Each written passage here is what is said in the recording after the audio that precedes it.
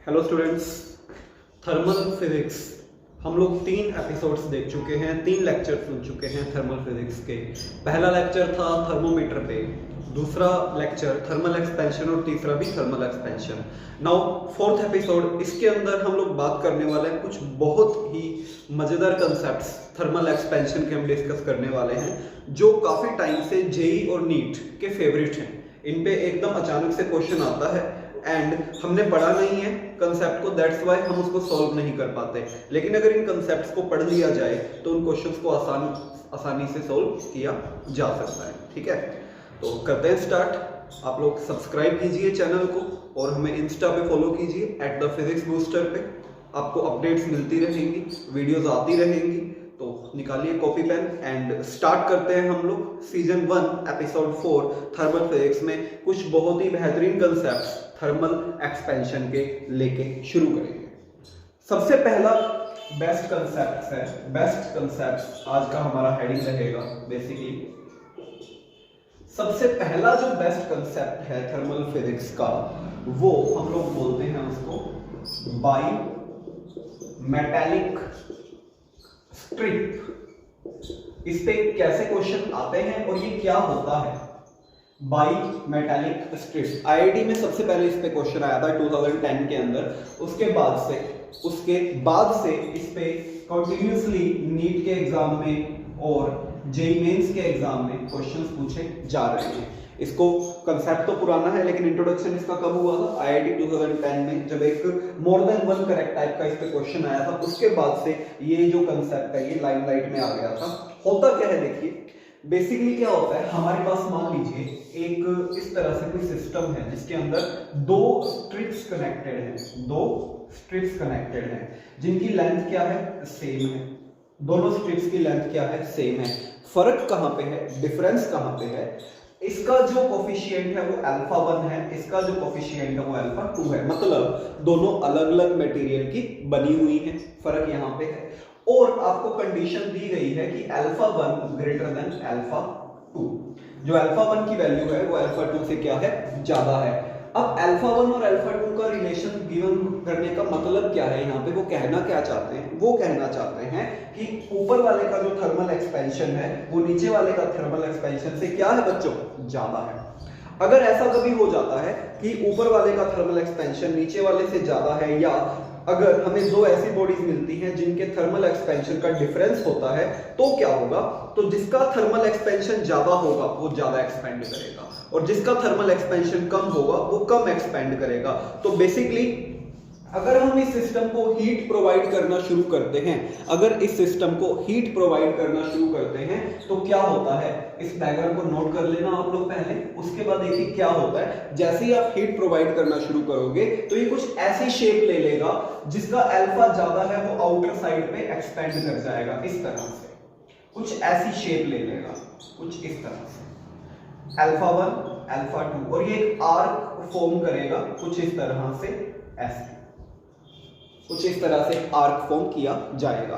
तो बेसिकली हुआ क्या? जिसका अल्फा ज्यादा है वो आउटर साइड पे ज्यादा एक्सपेंड कर जाएगा और जिसका अल्फा कम है वो नीचे की तरफ उसके रह जाएगा। तो कई बार क्वेश्चन ऐसे भी आ जाता है, आपको बाईमेटालिक स्ट्रिप दे देंगे, आपको बोलेंगे कि इन चारों में से कौन सा डायग्राम सही तरह से इसको रिप्रेजेंट करता है। 4 डायग्राम आपको बना दिए जाएंगे कि ये वाला डायग्राम या अल्फा 2 ऊपर कर देंगे, अल्फा 1 नीचे कर देंगे, डिपेंडिंग अपॉन द प्रॉब्लम। तो पहली चीज तो हमें जो क्लियर होनी चाहिए बच्चों वो ये है कि हमें पता होना चाहिए ज्यादा एक्सपेंड कौन करेगा। जिसका अल्फा ज्यादा है वो ज्यादा एक्सपेंड करेगा, जिसका अल्फा कम है वो कम एक्सपेंड करेगा। Getting my point? ये चीज आपको समझ आई?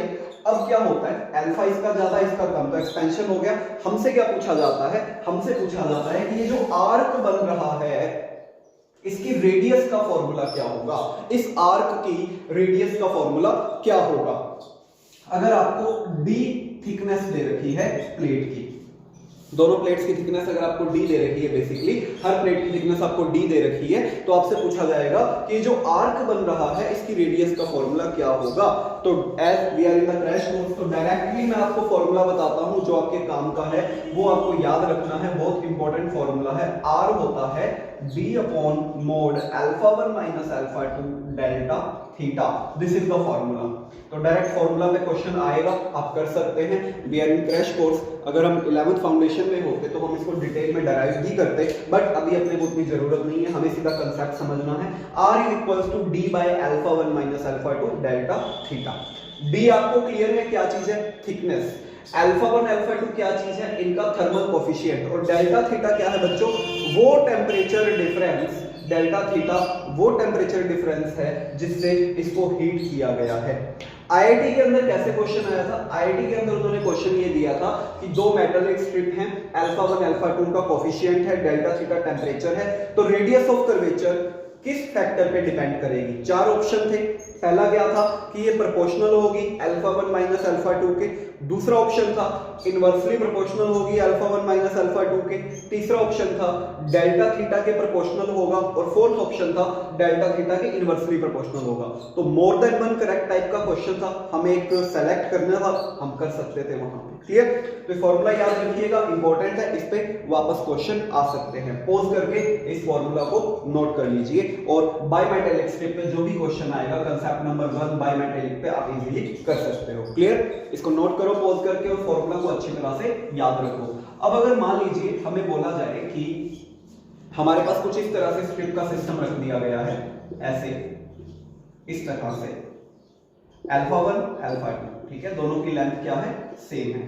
और हमें बोला कि alpha 2 is greater than alpha 1, तब इसका एक्सपेंशन कैसे दिखाओगे? Alpha 2 is greater than alpha 1, तब इसका एक्सपेंशन मैंने आपको बोला है जिसका अल्फा ज्यादा है वो आउटर साइड पे ज्यादा एक्सपेंड करेगा। अल्फा इसका ज्यादा है तो वो आउटर साइड पे ज्यादा एक्सपेंड करेगा। तो अल्फा 2 यहां पे आ जाएगा और अल्फा 1 यहां पे आ जाएगा। जिसका अल्फा ज्यादा है वो आउटर साइड पे ज्यादा एक्सपेंड करेगा। तो ऐसे कोई भी क्वेश्चन आपसे पूछा जा सकता है। दो तरह की प्रॉब्लम बनी बच्चों। पहली प्रॉब्लम क्या बनी? दो तरह की प्रॉब्लम बनी। पहली प्रॉब्लम क्या बनी? पहली प्रॉब्लम ये बनी बच्चों कि R की वैल्यू पूछी जा सकती है, R की वैल्यू पूछी जा सकती है। और दूसरी प्रॉब्लम आपको डायग्राम देके ये पूछ सकते हैं कि कौन सा डायग्राम सही तरह से रिप्रेजेंट करता है। तो दो बातें ध्यान रखिएगा, जिसका अल्फा ज्यादा वो ज्यादा साइड में एक्सपेंड करेगा, आउटर साइड में वो एक्सपेंड करेगा, और जिसका अल्फा कम वो इनवर्ट साइड में एक्सपेंशन रखेगा। क्लियर? और R का formula D upon alpha 1 minus alpha 2 delta theta. D thickness, alpha 1 minus alpha 2 coefficients का डिफरेंस, और डेल्टा थीटा बच्चों टेम्परेचर डिफरेंस। डन? तो ये हमारा पहला कंसेप्ट, इंपॉर्टेंट कंसेप्ट। अब इसको पॉज करके नोट कीजिए, अच्छी तरह समझिए, इंपॉर्टेंट कंसेप्ट है। We are going to move towards our second important concept. Second important concept, second one is also important. इस पे क्वेश्चन आया नहीं है बट आ सकता है। ये है सेकंड कंसेप्ट आज का हमारा जो सेकंड कंसेप्ट है आज का, वो क्या है? वो है अपैरेंट क्यूबिक एक्सपेंशन। ये आपने कई बार किसी टेस्ट सीरीज में इस पे क्वेश्चन देखा होगा, किसी बुक में इस पे क्वेश्चन देखा होगा कि अपैरेंट क्यूबिक एक्सपेंशन क्या होता है। तो इसको पहले समझते हैं आया कहां से। मान लीजिए आपके पास एक कंटेनर है, एक बर्तन है, एक वेसल है, जिसके अंदर मैंने कोई भी फ्लूइड फिल कर दिया, कोई भी लिक्विड फिल कर दिया। एक कंटेनर है, उसके अंदर मैंने क्या कर दिया? कोई लिक्विड फिल कर दिया और मैंने हीट देना शुरू किया। इसको मैंने हीट देना शुरू किया। अगर हीट हम प्रोवाइड करवा रहे हैं इसको, तो देखिए क्या होगा। जैसे जैसे मैं हीट प्रोवाइड करवाऊंगा तो ऑब्वियस सी बात है लिक्विड का एक्सपेंशन होगा, लेकिन लिक्विड के साथ साथ कंटेनर का भी एक्सपेंशन होता है। ऑब्वियस सी बात है, कंटेनर मेटालिक कंटेनर है तो इसका भी एक्सपेंशन होगा। तो एक्चुअल में हमें बोला जाए कि अपैरेंट क्यूबिक एक्सपेंशन क्या चीज होती है, तो लिक्विड के साथ जो ये कंटेनर के साथ जो ये लिक्विड एक्सपेंड हो रहा है, कंटेनर के साथ अब जो लिक्विड एक्सपेंड हो रहा है उसको क्या बोलते हैं? अपैरेंट क्यूबिक एक्सपेंशन, गामा ए। और कंटेनर का जो एक्सपेंशन है लेट गामा सी।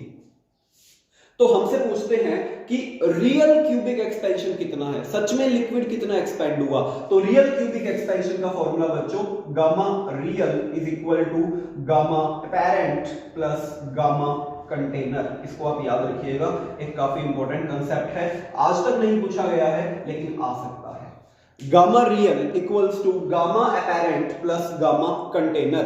गामा रियल को कई बार क्या बोला जाता है, गामा रियल को गामा एब्सोल्यूट भी बोल दिया जाता है।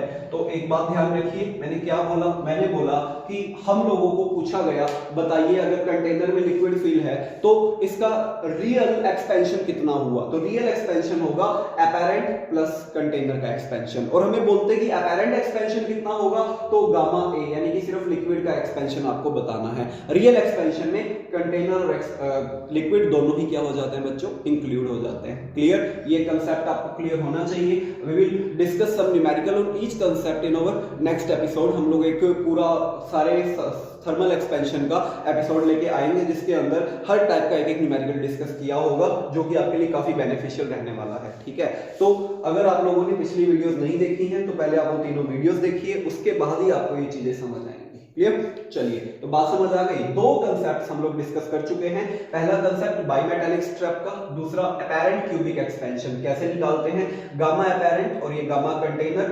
रियल अगर हमें निकालना है तो रियल के अंदर इन दोनों को इंक्लूड करना पड़ेगा। इस पे क्वेश्चन कैसे आते हैं we will discuss in next videos. Clear, यहां तक कोई डाउट है किसी को तो you can ask it in comment box. चले आगे, कंसेप्ट नंबर 2 नोट कर लो पॉज करके, कंसेप्ट नंबर 3 पे चलते हैं। कंसेप्ट नंबर 3 भी बहुत अच्छा कंसेप्ट है। कंसेप्ट 3 इस पे जेई में अभी 2021 में मार्च में या फेब सेशन में एक न्यूमेरिकल आ चुका है, उससे पहले नहीं आया था।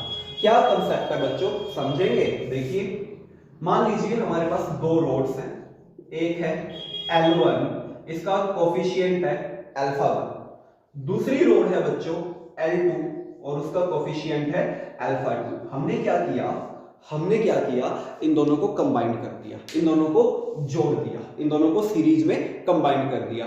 आपसे पूछा गया बताइए इनको जब सीरीज में जोड़ा गया तो इनके कॉम्बिनेशन का जो अल्फा होगा कितना होगा। जब इनको सीरीज में जोड़ा गया तो इनके कॉम्बिनेशन का अल्फा कितना होगा, ये हमें बताना है। तो याद रखिए फॉर्मूला एक सिंपल सा रिलेशन है, अच्छी तरह याद रखिए, डायरेक्ट क्वेश्चन मिलेगा L1 alpha 1 plus L2 alpha 2 upon L1 plus L2।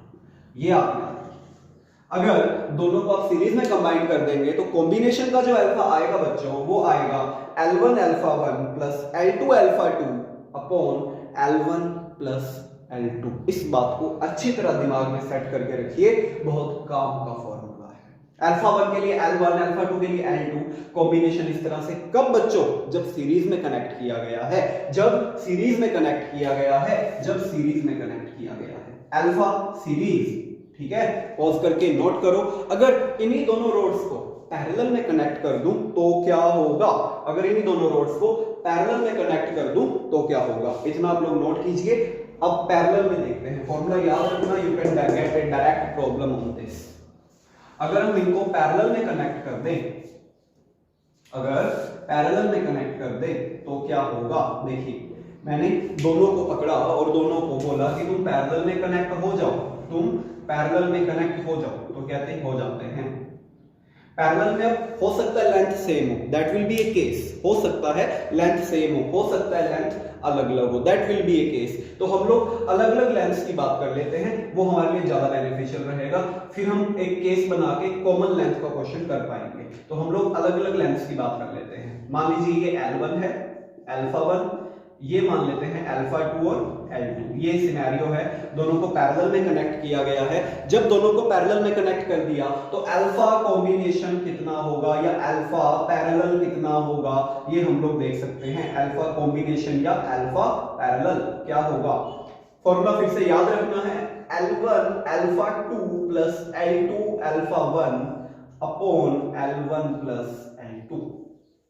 Alpha combination होगा L1 alpha 2 plus L2 alpha 1 upon L1 plus L2। जब सीरीज था तो 1 1 वाले साथ थे, 2 2 वाले साथ थे, लेकिन जब पैरेलल है तो 1 2 वाले साथ आ गए, 2 1 वाले साथ आ गए, तो फॉर्मूला हमारा थोड़ा सा क्या हो गया बच्चों, चेंज हो गया। कंफ्यूज मत होना, सीरीज में है तो क्या फॉर्मूला यूज करेंगे, L1 alpha 1 plus L2 alpha 2 upon L1 plus L2, और पैरेलल में है तो क्या यूज करेंगे, L1 alpha 2 plus L2 alpha 1 upon L1 plus L2। Done, समझ आई बात। ये हमारा तीसरा इंपॉर्टेंट कंसेप्ट आज का, जो अच्छे क्वेश्चंस में कंसीडर होता है, जेईई नीट में पूछा जा सकता है। पॉज करके फटाफट नोट कर लो, पॉज करके आगे कंटिन्यू करते हैं। Concept number 4, fourth concept, concept number 4 क्या है? फोर्थ कंसेप्ट, ठीक है, 3 कंसेप्ट हम डिस्कस कर चुके हैं, clear. Bimetallic strip, apparent cubic expansion, और उसके बाद हम लोगों ने क्या डिस्कस किया? हम लोगों ने डिस्कस किया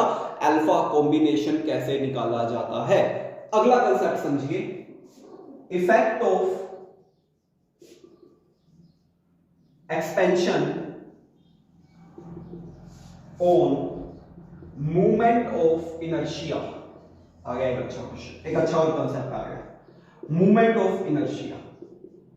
मतलब अगर हम लोग किसी ऑब्जेक्ट को, मान लीजिए कोई डिस्क है या कोई भी ऑब्जेक्ट है, उसको हम लोग अगर एक्सपेंड करते हैं तो उसके मूवमेंट ऑफ इनर्शिया पे क्या फर्क पड़ेगा, उसके मूवमेंट ऑफ इनर्शिया को कैसे कैलकुलेट किया जाता है, उसका मूवमेंट ऑफ इनर्शिया कैसे वेरी करेगा। चलो चेक करते हैं। मूवमेंट ऑफ इनर्शिया का फॉर्मूला क्या होता है? मूवमेंट ऑफ इनर्शिया का फॉर्मूला होता है I = mr²।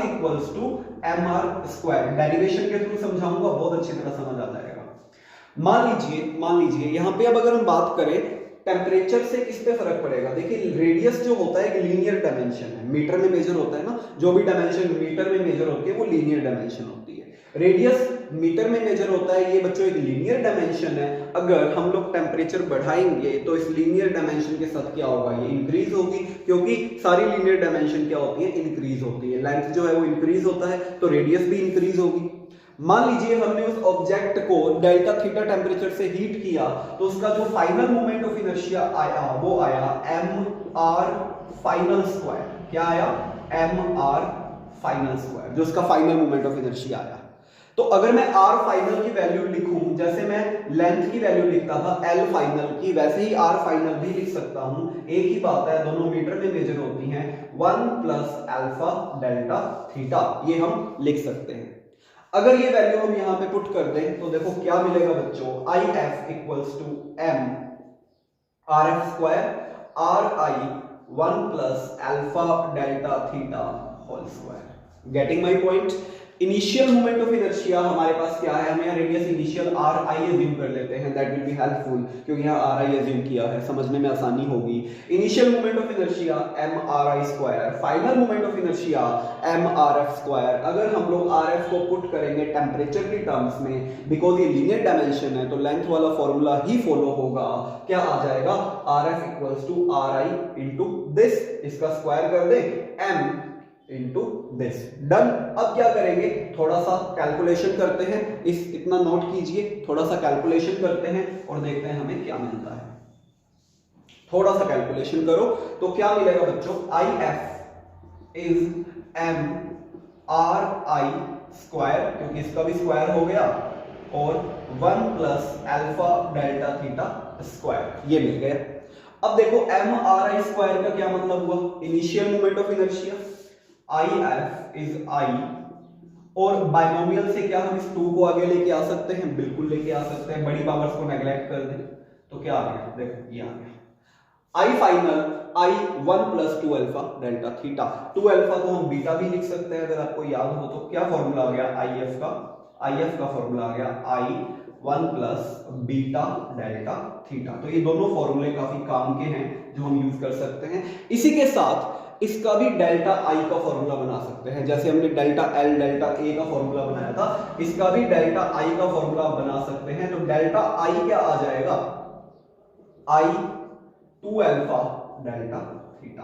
तो ये इंपॉर्टेंट फॉर्मूला है, ये इंपॉर्टेंट फॉर्मूला है, इस पे आपसे न्यूमेरिकल पूछे जा सकते हैं। और इसको कैसे लिख सकते हो? आप इसको ऐसे भी लिख सकते हो। कैसे? ऐसे। तो जिस पे भी क्वेश्चन आए आपके पास, इजीली सॉल्व कर सकते हो। तो मूवमेंट ऑफ इनर्शिया टेम्परेचर के साथ कैसे वैरी करता है, होप आपको ये कांसेप्ट समझ आया होगा। I फाइनल हमें निकालना था, हमने निकाल दिया। इनिशियल mr स्क्वायर था, अगर टेम्परेचर बढ़ाएंगे तो रेडियस लेंथ की तरह होती है, लीनियर डायमेंशन होती है, तो जैसे लेंथ इंक्रीज होती है वैसे ही रेडियस भी इंक्रीज होगी टेम्परेचर के साथ साथ, तो आई फाइनल rf स्क्वायर में आ जाएगा। rf की वैल्यू जैसे लेंथ के लिए लिखते थे वैसे रेडियस के लिए लिखेंगे 1 plus alpha delta theta, square की वजह से, बाइनोमियल की वजह से आगे आ गया इनिशियल। तो ये हमारा फॉर्मूला 1 और ये हमारा फॉर्मूला 2, ये दोनों फॉर्मूले, ये both are the formulas are important, you can get it direct numerical on this formula. Clear, बात समझ आ गई, आसानी से कर सकते हो। We will discuss in numerical in further videos on this concept. Getting my point? तो 4 कांसेप्ट आपके स्पेशल कांसेप्ट्स में डिस्कस मैंने कर लिए हैं। We are moving towards our 5th concept. 5th concept 4th से ही रिलेटेड है, इफेक्ट ऑफ एक्सपेंशन ऑन। मैं किस पे बात करूंगा? Concept number 5, concept number 5, angular speed पे क्या फर्क पड़ता है? एंगुलर स्पीड पे क्या फर्क पड़ता है? एंगुलर स्पीड पे क्या फर्क पड़ता है? ठीक है, देखिए हम लोगों ने principle of angular momentum conservation पढ़ा हुआ है किसी ना किसी क्लास में, 11th में या ड्रॉपर बैच में आप लोगों ने जरूर पढ़ा होगा कि जब तक किसी बॉडी पे एक्सटर्नल टॉर्क काम नहीं करता तब तक उसका एंगुलर मोमेंटम कंजर्व रहता है, और एक्सटर्नल टॉर्क प्रोवाइड करवाना पड़ता है किसी कंडीशन से। तो हम ये मान लेते हैं कि हम जिस ऑब्जेक्ट की बात कर रहे हैं उस पर एक्सटर्नल टॉर्क काम नहीं कर रहा, मतलब उसका जो L है, एंगुलर मोमेंटम है बच्चों, वो क्या है? कांस्टेंट। उसका जो L है, एंगुलर मोमेंटम है, वो कांस्टेंट है। अब L क्या होता है अगर आपको याद हो तो I omega, L is equal to I omega. अब हम एक काम करते हैं, इसको बेसिकली एरर की फॉर्म में लिखने की कोशिश करते हैं, और एरर की फॉर्म में लिखने के लिए हमें क्या करना पड़ता है? डिफरेंशिएशन करना पड़ता है। तो एक काम करेंगे, इसको हम क्या करेंगे? डिफरेंशिएट करेंगे। इसको हम लोग डिफरेंशिएट करेंगे। एरर की फॉर्म में ऐसी चीजें कैसे लिखी जाती हैं? अगर आप इसको एरर की फॉर्म में लिखोगे तो ये बन जाएगा delta I by I is equal to minus delta omega by omega, constant का 0, तो ये बन जाएगा delta I by I is equals to minus delta omega by omega.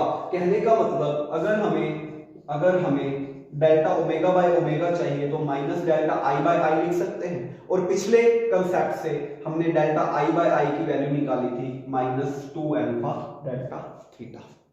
तो अगर हमसे पूछा जाए कि एंगुलर स्पीड पे क्या फर्क पड़ेगा, हम कहेंगे -2 अल्फा डेल्टा थीटा आ जाएगा।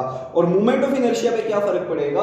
Moment of inertia +2 alpha delta theta पे पहुंच जाएगा। इसका मतलब क्या है?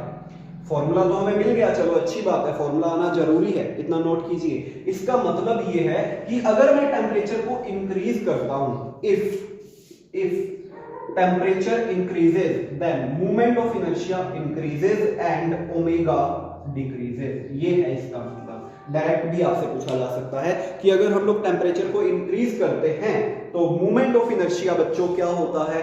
इंक्रीज हो जाता है 2 अल्फा डेल्टा थीटा के फैक्टर से, और उसी फैक्टर से 2 अल्फा डेल्टा थीटा के फैक्टर से एंगुलर वेलोसिटी या एंगुलर स्पीड क्या हो जाती है बच्चों? डिक्रीज हो जाती है। याद रखिएगा, एक और अच्छा कंसेप्ट आपकी झोली में डाल दिया गया है, इसको ढंग से समझिएगा। इस पे न्यूमेरिकल्स हम लोग देखेंगे नेक्स्ट वीडियोस के अंदर। हर एक क्वेश्चन, हर एक कंसेप्ट पे न्यूमेरिकल डिस्कस करेंगे, तो टेंशन मत लो, सिर्फ रिवाइज करो, नोट करो और दबा के शेयर करो, सब्सक्राइब करो। Getting my point?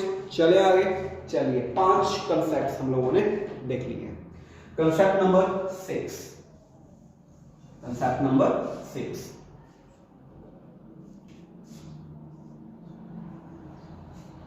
टेम्परेचर का सिंपल पेंडुलम के टाइम पीरियड पे क्या इफेक्ट पड़ता है? देखो, इफेक्ट ऑफ, ये बहुत अच्छा और इंपॉर्टेंट कंसेप्ट है, जेई का फेवरेट है, जेई's फेवरेट, तो इसको समझिए ध्यान से। Effect of temperature on time period of simple pendulum।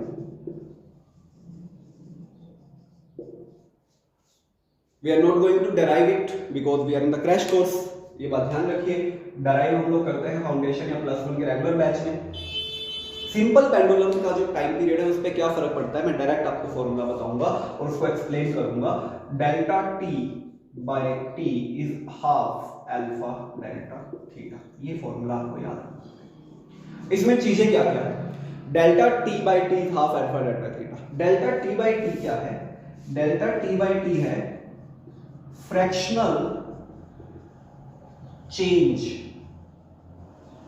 In time period per second. ये ध्यान रखना है।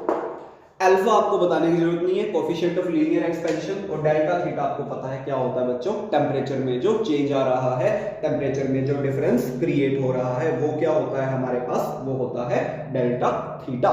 इतना क्लियर हुआ।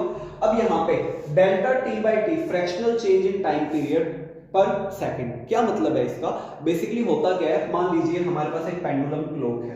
अब पेंडुलम क्लॉक असली वाली मतलब जिसकी लेंथ जो होती है पर्टिकुलर पेंडुलम की स्ट्रिंग की जो लेंथ है 1 मीटर के आसपास, तो उसको असली वाली पेंडुलम क्लॉक बोलते हैं।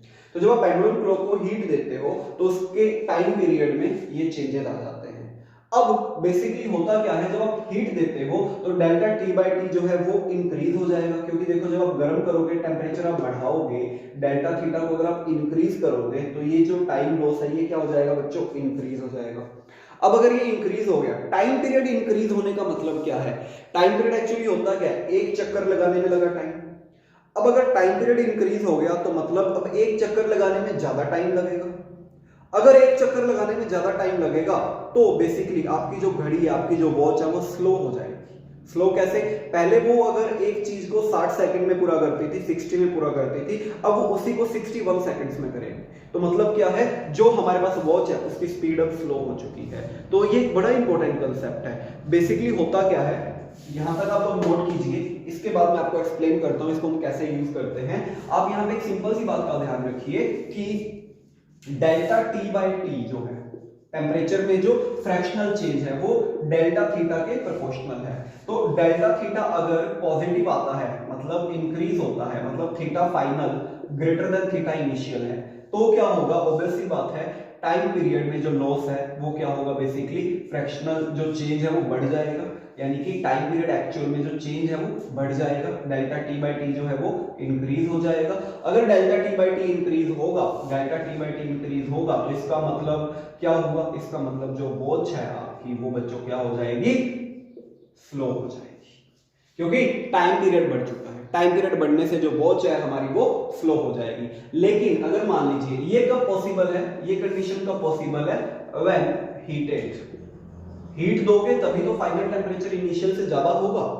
लेकिन अगर आपको बोला गया कि if theta final less than theta initial, मतलब व्हेन कूल डाउन, या इसको जब ठंडा किया जाता है, जब इसको ठंडा किया जाता है, जब इसको ठंडा किया जाता है तब क्या होगा, अगर इसको ठंडा किया जाएगा बच्चों तो डेल्टा थीटा नेगेटिव आ जाएगा। इसका मतलब डेल्टा टी बाई टी जो है वो कम हो गया, मतलब जो आपकी वॉच है वो क्या हो जाएगी, फास्ट हो जाएगी।